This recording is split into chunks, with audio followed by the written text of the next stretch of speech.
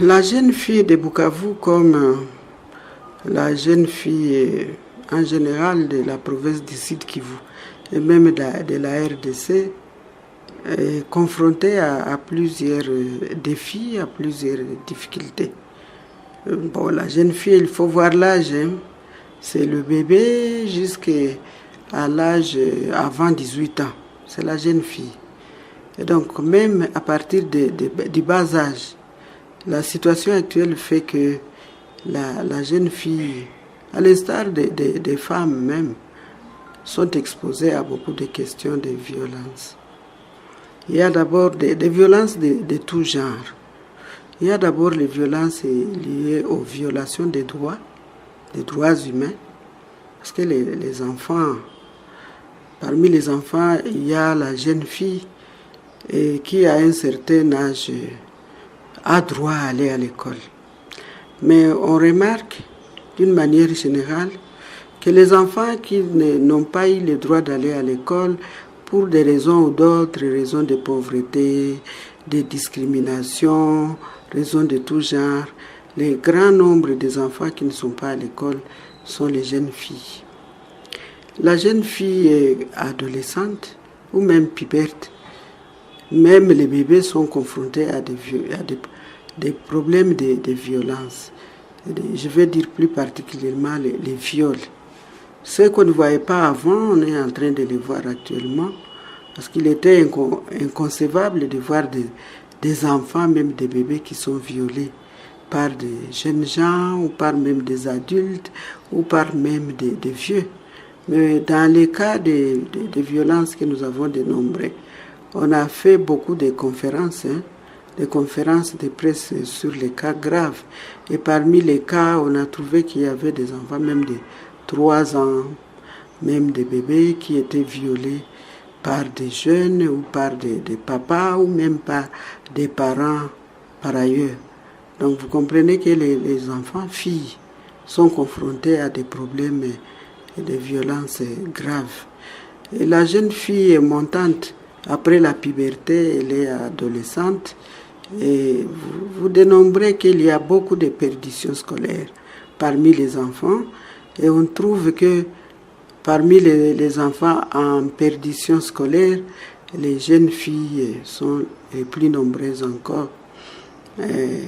Empêchées d'aller à l'école à cause de la pauvreté de la famille, empêchées d'aller à l'école parce que mariage forcé ou mariage précoce, ce sont des questions de violence encore.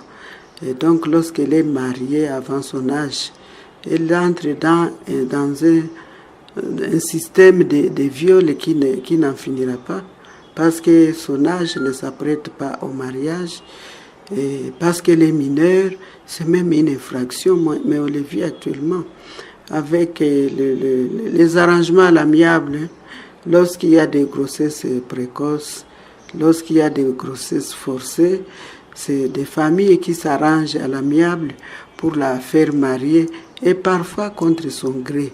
Elle vit donc une vie insupportable. Elle est presque, on dirait, violée toute sa vie et ça, c'est grave.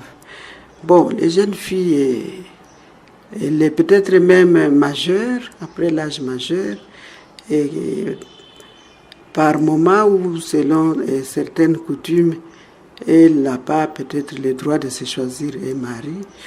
Peut-être en ville, les cas ne sont pas plus nombreux que dans les milieux ruraux.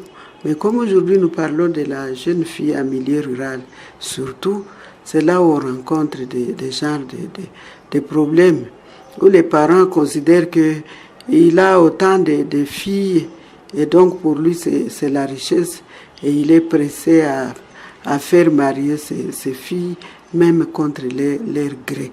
Ça, c'est une infraction, c'est même une violence basée sur les genres. Et donc, les jeunes filles sont confrontées à plusieurs types de violences basées sur les genres, et elles vont évoluer jusqu'à devenir des jeunes épouses. Vous voyez que leur vie n'est pas tout à fait rose. Mais notre appel ici en tant que COFAS, actuellement, nous sommes en train de nous déployer dans l'éducation des jeunes filles, mais comme on n'a pas suffisamment de possibilités pour arroser toute la province, nous avons commencé quelque part dans un territoire de Fizi où on a trouvé la question se pose avec plus d'acuité. Et là, on est en train d'implémenter un projet d'éducation des jeunes filles pour un avenir meilleur, en sigle EduFemme.